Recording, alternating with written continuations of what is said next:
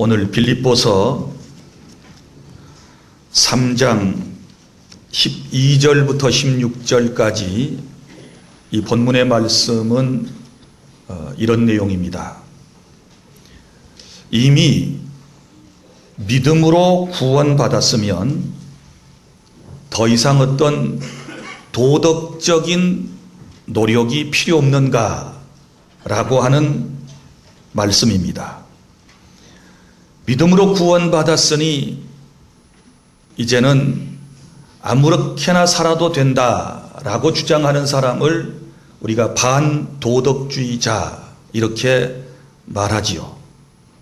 물론 누구든지 예수 그리스도를 구주로 영접하면 주님의 은혜로 믿는 그 순간에 구원을 받게 됩니다. 그러나 이것이 구원의 완성을 의미하는 것은 아닙니다. 우리의 완전한 구원은 우리 예수님께서 재림하실 때 우리가 부활하게 되었을 때 그때 완전한 구원이 이루어지게 됩니다. 구원이라고 하는 것을 삼시기로 구분하여 말씀을 드릴 수 있는데 먼저는 과거의 구원이 있습니다. 과거의 구원. 이것은 일시적인 것인데 이미 예수님을 믿고 오늘 이 자리에 와서 예배를 하고 오늘 이 말씀을 경청하고 있는 분들 생각해 보십시오. 우리는 과거에 창세전에 이미 하나님의 백성으로 하나님의 자녀로 선택함을 입었습니다. 그리고 하나님께서 택함받은 백성을 과거에 주님 품으로 불러주셨습니다.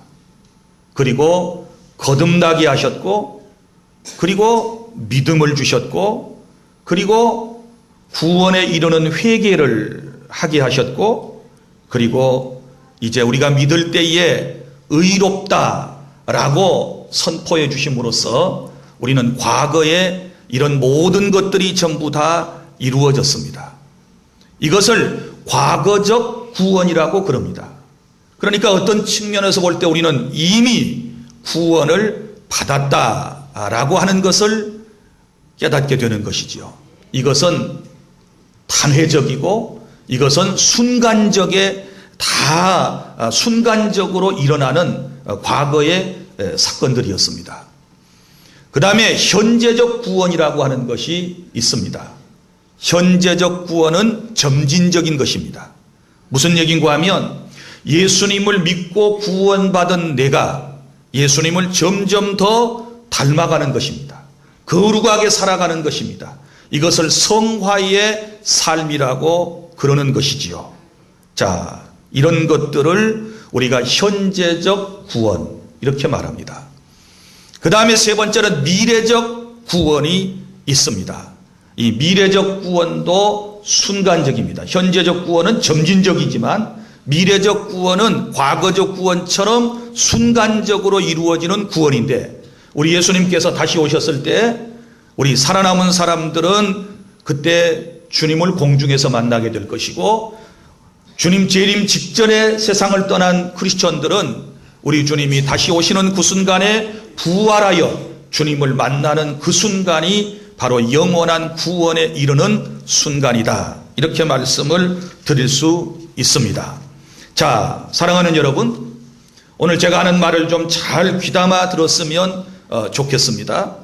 그러니까 제가 여러분에게 지금 말씀을 드리고자 하는 것은 구원에 관한 얘기입니다. 구원에 관한 얘기인데 이렇게 설명을 더 쉽게 할 수 있습니다. 우리는 이미 구원 받았습니다. 하나님의 은혜로 구원 받았다라고 하는 사실을 믿으시기를 바랍니다.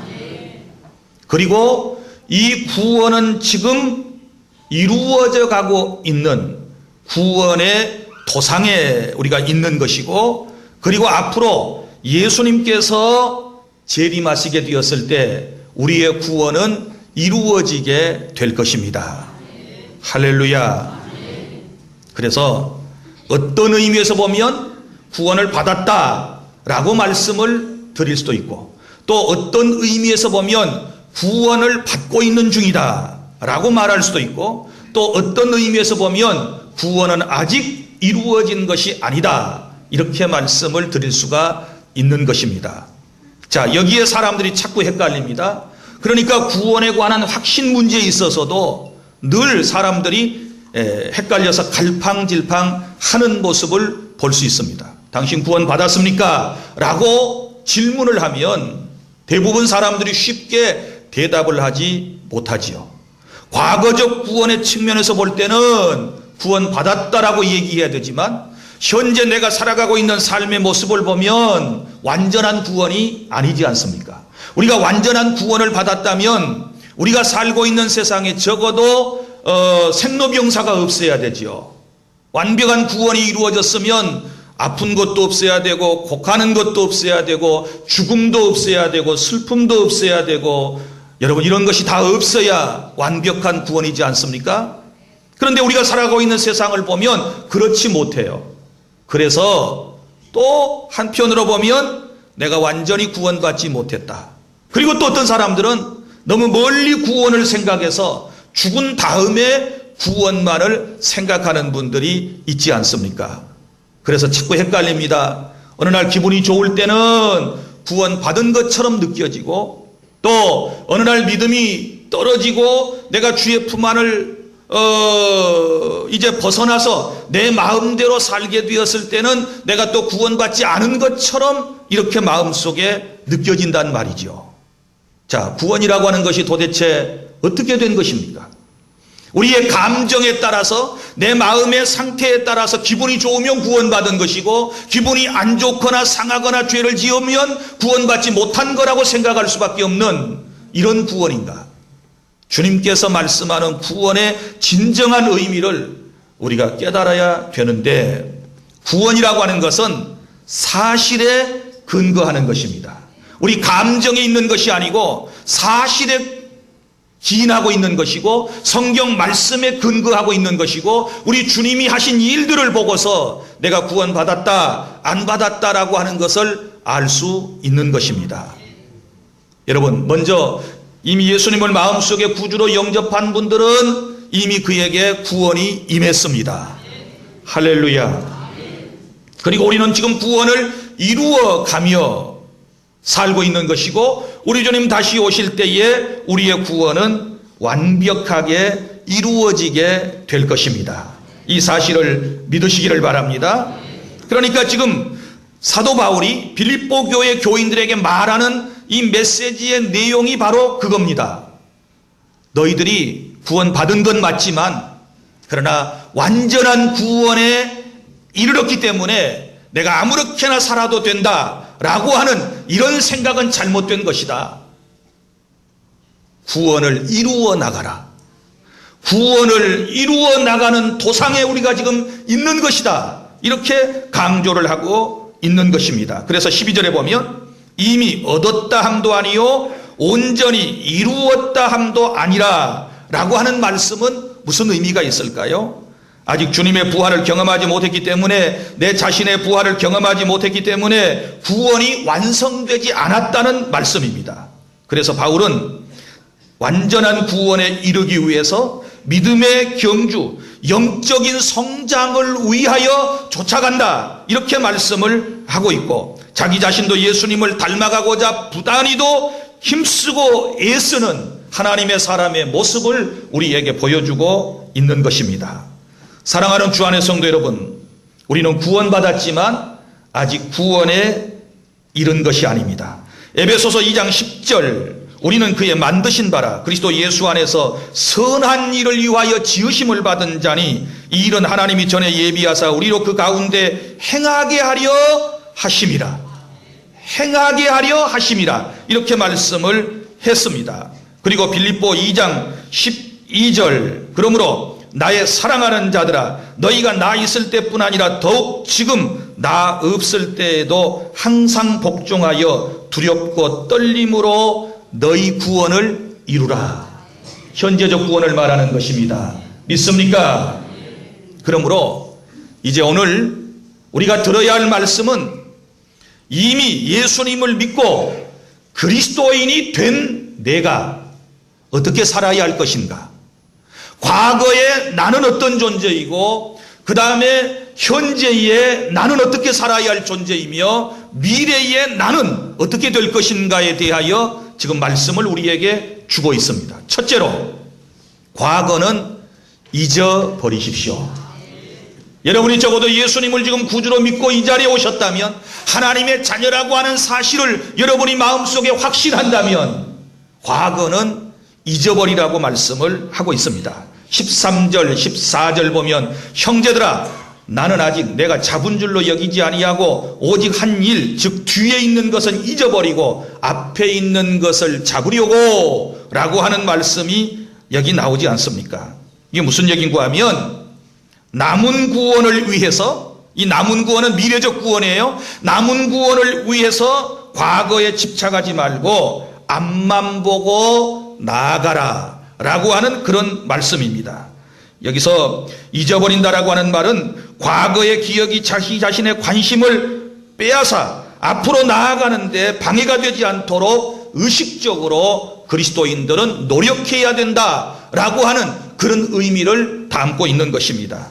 사랑하는 여러분, 신앙생활이나 사회생활이나 과거에 집착하는 사람에게는 밝은 미래가 보장되지 않습니다. 여러분, 우리는 과거에서 완전히 벗어나라고 하는 이 주님의 말씀을 분명히 깨닫고 이제 과거를 청산해야 되는데, 여기서 말하는 과거를 잊어버리라고 하는 것은 과거 자체를 말하는 것이 아니고 세상 일을 잊어버리라고 하는 과거의 의미인 것입니다. 믿습니까? 하나님의 은혜는 잊어서는 안 돼요. 마음속에 간직해야 돼요. 좋은 일들은 잊어서는 안 돼요. 마음속에 간직해야 돼요. 그러나 오늘 적어도 주님이 우리에게 말씀하시는 두 가지는 빨리 잊어버려야 합니다. 먼저는 과거에 성공했던 것들을, 잘했던 것들을 잊어버리시기를 바랍니다.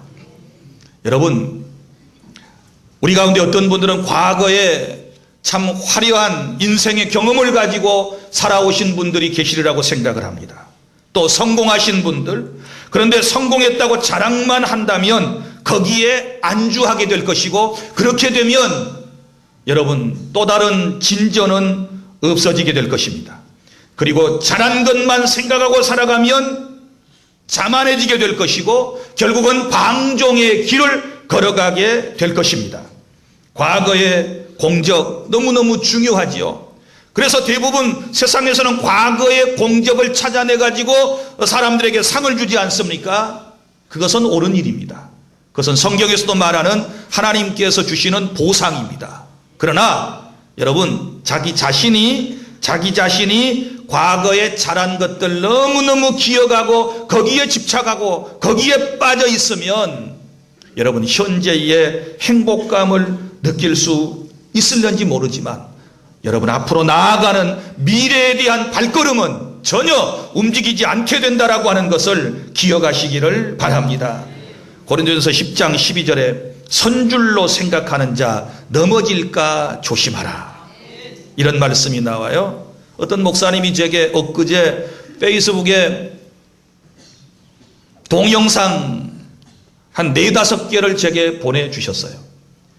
그 내용을 보고 제가 많은 깨달음을 갖게 되었는데요. 이런 것들이에요. 끝까지 최선을 다해야 된다는 교훈을 주는 동영상들인데 실제 있었던 일들이에요. 자, 제 머릿속에 지금도 생생하게 기억되는 거, 마라톤 대회가 열렸습니다. 막 이제 선수들이 트랙에서 뜁니다. 달리기를 합니다. 그런데 한 사람이 맨 앞까지 쫙 나와가지고 이제 자기가 1등을 했다라고 하는 확신이 들자 골라인 몇십 미터 전부터 손을 들고 막 이제 자기가 우승한 포즈로 막 뛰어가고 있습니다. 그런데 한참 뒤쳐져 오던 다른 선수가 거기서 죽을 힘을 다해가지고 얼마나 스피드를 내서 열심히 뛰었는지 나중에 뒤따라오던 사람이 1등으로 들어가 버립니다. 세상에 자기가 1등 난 줄 알고 막 이렇게 들어왔는데 보니까 1등이 벌써 지나갔어요. 자, 저는 이 동영상을 보면서 우리 인생이 그렇구나. 끝까지 잘하자. 마지막까지 잘하자. 선줄로 생각하는 자 넘어질까 조심해라. 이런 동영상을 한 4-5개를 보내왔는데 제가 우습기도 하고 참 어이없기도 하고 참 재밌기도 했어요. 다 1등으로 들어오다가 뒤에 사람에게 전부 1등을 빼앗겨 버리는 거예요. 그게 뭐예요? 다 된 줄로 생각하고 보통 폼 잡고 들어오다가 또 자전거를 타고 이 자전거 경주를 하는 사람도 하나 나와요.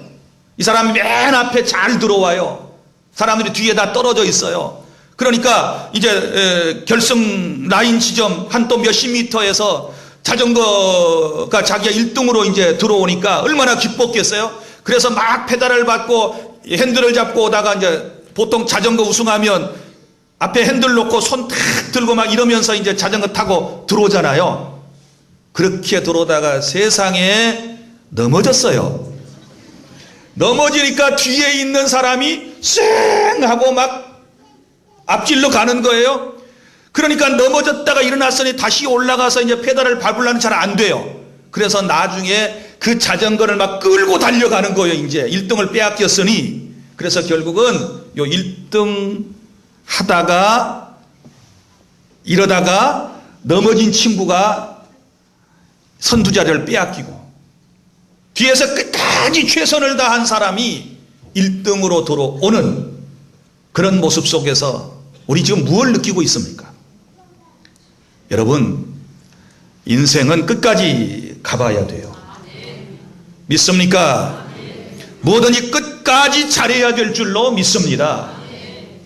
다시 말씀드리지만 선줄로 생각하는 자 넘어질까 조심하라. 끝까지 가봐야 알 수 있는 것입니다. 그러니까 과거에 잘했던 일들, 여러분 혹시라도 그런 것들이 늘 마음속에 생각나면 아, 그것이 하나님의 은혜였구나 생각하고 감사하시고 모든 영광은 하나님께만 돌려드릴 수 있기를 바랍니다. 과거에 매여 사는 사람의 18번지 대중가요 제목이 뭔지 아십니까? 아, 옛날이요. 그런 노래가 있어요. 아, 옛날이요. 여러분, 처녀 때 날씬한 사람이 어디 있고 학교 다닐 때 이쁘면서 공부까지 잘하지 않은 사람이 어디 있으며 어릴 때에 다 부모한테 사랑받고 귀여움받고 잘하지 않은 사람이 어디 있으며 누구든지 한때는 다 교회에서 열심히 헌신하고 충성하고 봉사하지 않은 사람이 어디 있으며 처녀 총각 시절을 젊은 시절을 지내지 않은 사람이 누가 있겠습니까? 그 아름다운 추억이지만 너무 거기에 집착하면 안 돼요. 그래서 잘한 거, 성공한 거 여러분 빨리 잊으시고 모든 영광은 하나님께만 돌려드리실 수 있기를 바랍니다. 그리고 또 우리가 잘못한 것도 빨리 잊어야 돼요. 우리가 믿음으로 구원받고 하나님의 은혜로 살아가는 사람들이라면 여러분 적어도 주님께서 내게 베풀어 주신 사죄의 은총을 믿어야 돼요. 내가 어떤 죄를 지었을지라도 주님 앞에 용서를 빌었을 때 주님께서 십자가에 흘려주신 보배로운 피를 통하여 나의 모든 죄를 씻어주셨다는 사죄에 대한 확신이 우리 안에 있을 때에 우리는 죄책감에서부터 해방될 수 있는 것이고 우리의 마음은 기쁨이 넘치게 될 줄로 믿으시기를 바랍니다. 지금 사도 바울이 이 편지를 쓰고 있습니다. 과거를 잊어버리라고 편지를 쓰고 있습니다. 바울에게도 과거가 있다는 사실을 우리가 잘 알지 않습니까? 본래 바울은 유대교의 젊은 시절 한때 쉼취해 있을 때에 얼마나 많은 크리스찬들에게 박해를 가했는지 모릅니다. 예수님을 믿는 사람들을 잡아서 죽음의 지경에 이르도록 내어준 장본인이 누구입니까? 바로 바울 자신입니다. 자, 그가 예수님을 다메섹 도상에서 만나서 개종을 하고 거듭나고 난 이후에 이런 감정이 다 순식간에 사라졌을까요? 사람은 누구나 죄책감이라고 하는 게 있습니다. 그렇죠. 죄를 짓고 난 자기가 잘못한 것에 대하여, 자기의 실수에 대하여, 자기의 허물에 대하여 누구나 다 마음속에 이 죄책을 품고 살아가는 것입니다. 그러나 그 죄책감은 회개를 우리에게 유발시키면 그것은 아름다운 것이고, 또 우리가 그 죄책감을 통해서 회개했다면 주님께서 우리의 모든 죄를 깨끗하게 용서하셨다는 사실 또한 믿으시기를 바랍니다. 그것이 하나님의 사랑을 믿는 것이고 하나님의 약속의 말씀을 믿는 것인 줄로 믿으시기를 바랍니다. 아마 이 편지를 쓰면서 바울은 그런 지난 잘못했던 과거들을 지금 잊기 위해서 노력을 하고 있는지 모르겠습니다. 또 보십시오. 사도 바울에게도 이런 과거 있었다는 것 아시지 않습니까? 한때 동역자와 다툰 적이 있어요. 사람이 나쁜 일을 하다가만 서로 다투는 게 아니에요. 의외로 좋은 일을 하다가 다투는 일들이 있어요. 교회에서도 선한 일을 하다가 다투는 일이 있어요. 하나님의 영광을 구하는 일을 하다가 서로 다투는 일들이 있을 수 있어요. 사도 바울이 2차 전도 여행을 떠나게 되었을 때에 그때 자기 동역자 바나바와 다투는 사건은 유명하지 않습니까? 1차 전도 여행 때에 사도 바울이 마가라고 하는 사람을 데리고 선교 여행을 갔었지요. 전도 여행을 갔어요. 그런데 중간에 마가가 그만 돌아오지요. 끝까지 함께하지 못하고, 끝까지 전도대의 대열에 함께하지 못하고 중간에 그만 포기하고 돌아와 버리게 돼요.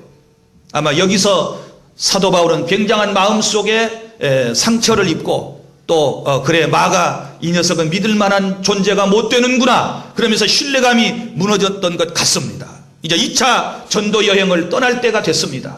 이때에 이제 바나바라고 하는 동역자와 바울이 서로 티격태격 다투게 됩니다. 자, 2차 전도 여행을 떠나는데 바울은 저 마가라고 하는 한 번 1차 전도 여행 때 실수하고 실패했던 낙오되었던 저 사람을 데리고 가서는 안 된다 라고 하는 단호한 입장이고, 바나바는 그래도 우리가 마가를 데리고 갑시다, 이런 이제 논리예요. 아니, 선교하러 나가가지고 선교를 지금 이제 나가는 현장에서 이렇게 두 사람이 엄청나게 심히 다투었다고 성경은 말씀을 해요. 그러다가 결국은 마음이 하나 되지 못하고 갈라서지요. 그래서 바나바는 마가를 데리고 구브로로 가버리고, 그 다음에 2차 전도 여행을 바울은 신라 등과 함께 따로 출발하는 이런 모습을 우리에게 보여주고 있지 않습니까? 자, 이것도 바울에게는 상처예요. 기억 속에 남지 않겠습니까? 남들이 다 우러러보는 주의 종인데, 예수님을 가장 많이 닮았다라고 하는 사도인데, 부활하신 주님을 직접 만나서 이방의 사도로 세움을 받은 자기 자신인데, 선교하러 나가다가 동료하고 싸우고 마음이 하나 못 돼가지고 결국은 헤어지게 되었으니 이게 마음속에 얼마나 여러분 죄책감으로 남아 있었겠어요? 그러나 결국 바울은 이런 죄책감도 믿음으로 잊어버리도록 하는 것입니다. 사랑하는 여러분, 우리 세상을 살다 보면 남들과 다퉜던 일들, 싸웠던 일들, 남에게 상처를 주고받았던 일들이 있을 수 있습니다. 주의 종들도 다퉜는데요, 선한 일을 하려다가도 이런 일이 생겼는데 왜 우리 세상 살다 보면 이런 인간관계 속에서 이런 일을 경험하지 않겠습니까? 누구나 다 이런 일들을 한두 번쯤은 경험하셨을 거예요. 그러나 중요한 것은 그것을 빨리 잊어버려야 한다는 것입니다. 믿습니까? 불쾌했던 경험들, 불쾌했던 감정들은 빨리 잊어버려야 될 줄로 믿으시기를 바랍니다. 사람이 너무 과거에 매여 있으면요, 아무것도 못해요. 과거에 매여 있으면요, 정말 어떤 사람을 너무 안타까워요. 늘 옛날 얘기만 해요. 그래서 주님이 이렇게 말씀하셨어요. 누가복음 9장 62절에서 손에 쟁기를 잡고 뒤를 돌아보는 자는 하나님의 나라에 합당하지 않다. 믿습니까? 쟁기질 해보셨어요? 저는 중학교 2학년 때 제 아버지에게 쟁기질을 배웠어요. 놀라지도 않아. 여러분은 그때 경운기를 모셨지? 쟁기질을 배웠는데 큰 소를 앞세우고 중학교 2학년 내 덩치보다 훨씬 큰 쟁기를 이제 소에다가 매이고서 쟁기질을 하는데 첫 번째 말씀, 절대 뒤돌아보지 말고 앞만 보고 가거라. 그래서 그때 그 쟁기질을 하는 법을 배웠어요. 너무 깊이 묻으면 소가 얼마나 힘들겠어요. 그리고 쟁기 부러집니다. 그래서 적당한 깊이에 쟁기를 묻고 그리고 딱 정한 앞만 보고 쭉 가는 거예요. 가다가 잘 갈렸나 안 갈렸나 하고 뒤를 돌아보면 그건 두럭을 벗어난 거예요. 벗어난 거예요. 자, 인생이 그래요. 주님이 뒤돌아보지 말라고 말씀을 하시는데 자꾸 뒤를 돌아보는 분들이 많아요. 내가 경고의 말씀으로 한 여인을 소개해 드릴 테니까 잘 들으십시오. 옛날에 저 소돔과 고모라는 성이 있었답니다. 얼마나 그 지역에 사는 사람들이 죄를 지었던지 하나님께서 하늘에서 유황불비를 내려가지고 소돔과 고모라를 심판하시는데 천사가 그랬답니다. 거기서 도망쳐 나올 때 절대로 뒤를 돌아보지 말아라. 그런데 롯의 아내가 소돔과 고모라가 유황불비로 심판을 당할 때에 뒤를 싹 돌아보다가 소금 기둥이 됐대요. 놀래지도 않아요. 소금 기둥이 됐다는데. 또 속으로 그 기둥 팔면은 비싸겠다. 뒤돌아보지 마세요. 잘한 것도 못한 것도 뒤돌아보지 말고, 잘한 것은 하나님의 은혜요, 못했던 것은 주님이 용서하셨다라고 믿고 우리가 하루하루를 살아야 될 줄로 믿으시기를 바랍니다. 난 예수님을 믿으면서 자꾸 뒤로 돌아가는 사람들 너무 안타까워요. 교회 잘 나오시다가 신앙생활 잘하다가 어느 날 자꾸 뒤를 한 번씩 돌아보는 거예요.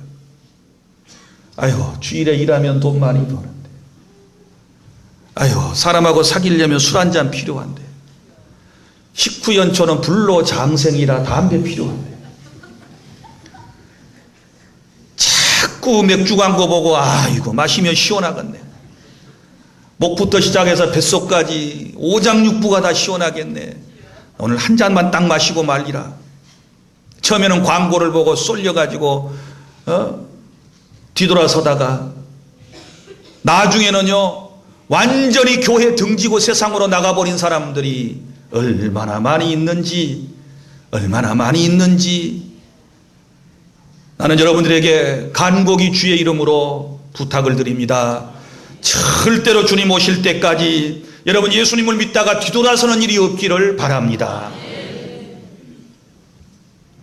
둘째로, 현재는 어떻게 살까요? 현재는 자기 자신의 부족함을 느끼고 주님을 바라보며 최선을 다하여 사시기를 바랍니다.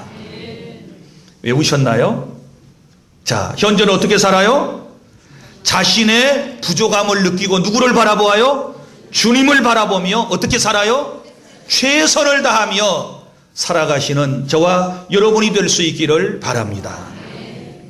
오늘 15절 보면 누구든지 우리 온전히 이룬 자들은 이렇게 생각할지니 라고 하는 말씀이 나오는데, 이 말씀은 12절부터 14절에서 언급한 대로 자기 자신은 완전한 존재가 아니라 완전을 향하여 나아가고 있는 존재라고 하는 지금 말씀을 이렇게 표시하고 있는 것입니다. 여러분, 그렇다면 무슨 얘기예요? 나는 부족한 사람이다. 이 세상을 살아가면서 하나님의 은혜가 필요하다. 하나님의 도우심이 필요하다.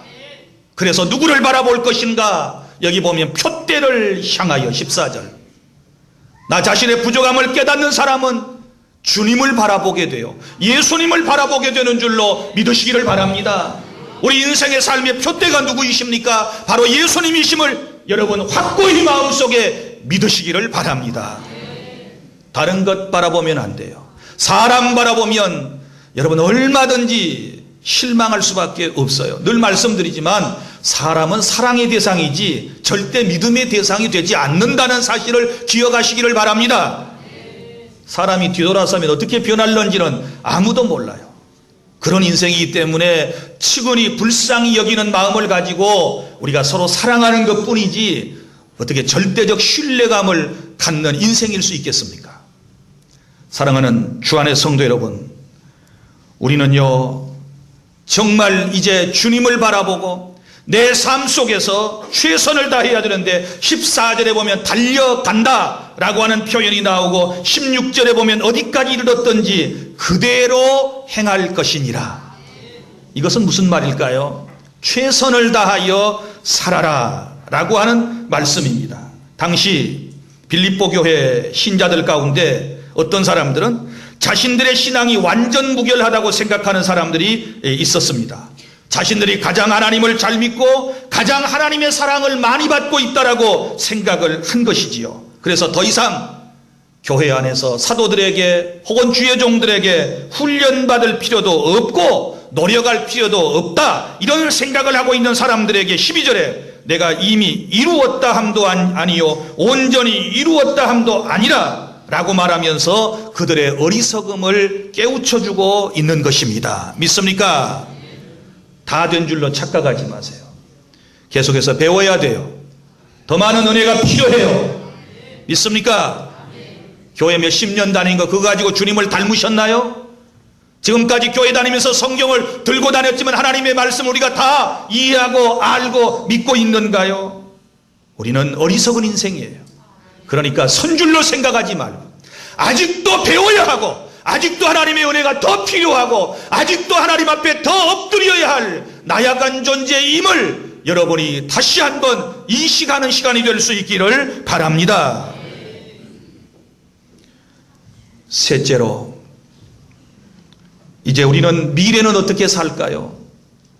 미래는 늘 주님 나라를 바라보며 영광스러운 주님의 나라와 멸류관을 바라보며 미래 지향적인 삶을 살아야 될 줄 믿습니다.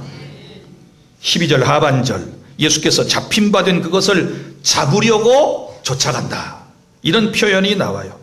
여러분, 경주자가 결승 테이블 향하여 열심으로 달려가는 모습을 우리에게 보여주고 있지 않습니까? 열심히 달려가 시작이 된 거예요. 지금 달리기가 시작이 됐어요. 이제 어디까지 가야 돼요? 결승점까지 가야 하는 것이지요. 예수님이 바울을 구원해 주시기 위해서 붙잡아 주셨다라고 하는 말씀이고 또 바울의 사명이기도 해요. 그러니까 주님께서 우리를 붙들어 주셨고 내 사명을 위하여 우리가 살아가는 것, 그것이 바로 잡으려고 구원을 완성시키려고 노력하는 모습을 우리에게 보여주고 있는 것입니다. 사랑하는 주 안의 성도 여러분, 우리를 누가 붙잡고 계십니까? 주님이 붙잡고 계심을 믿으시기를 바랍니다. 할렐루야. 이제 주님이 나를 붙잡아 주심을 믿고 목적지를 향하여 나아가야 되는데 내 삶의 최종 목적지는 주님이시고 하나님의 나라 천국인 줄로 믿으시기를 바랍니다. 그래서 우리의 푯대가 누구입니까? 예수님을 바라보는 거예요. 늘 주님을 바라보면 교회에서 실망하지 않아요. 여러분, 교회 공동체도 사람이 모인 공동체인데 어떻게 다 여기 모인 사람이 천사 같겠어요? 어떻게 예수님의 성품을 다 완전히 닮았다고 얘기할 수 있겠어요? 점점 더 닮아가고 있는 것이지요. 믿습니까? 점점 변해가고 있다라고 하는 사실을 믿으시기를 바랍니다. 사랑하는 주 안의 성도 여러분, 이제 말씀을 맺습니다. 우리는 하나님의 은혜로 구원받아서 지금 여기까지 왔고, 그리고 우리 주님 다시 오실 때에 부활하여 영원한 구원, 완전한 구원을 체험하게 될 줄로 믿으시기를 바랍니다. 그러니까 이미 구원 과거에 받았고 구원받는 도상에 있고 그리고 앞으로 구원이 이루어지게 될 줄로 믿으시기를 바랍니다.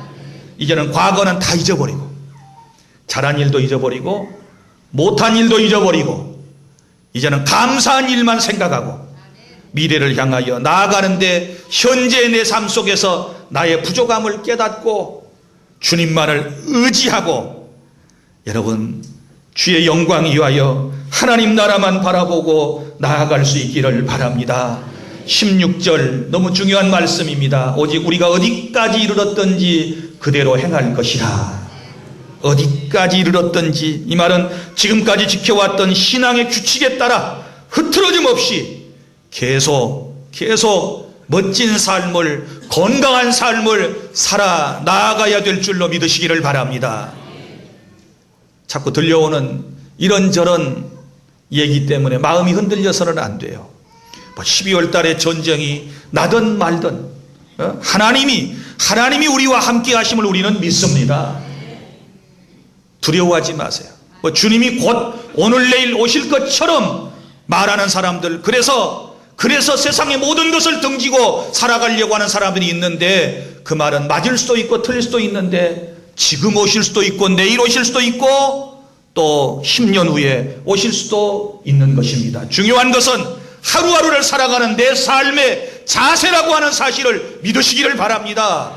최선을 다하여 하나님의 영광을 위하여 하나님이 기뻐하시는 삶을 살아가고 있으면 주님이 언제 오셔도 언제 무슨 난리가 나도 걱정할 것이 없다는 사실을 믿고 그리스도인답게 과거는 잊고 현재는 주님 바라보면서 그리고 열심을 다하여 살고 미래의 영원한 하나님의 나라를 갈망하고 살아가는, 다시 오실 주님을 기다리며 살아가는 저와 여러분의 삶이 될 수 있기를 바랍니다. 기도하겠습니다.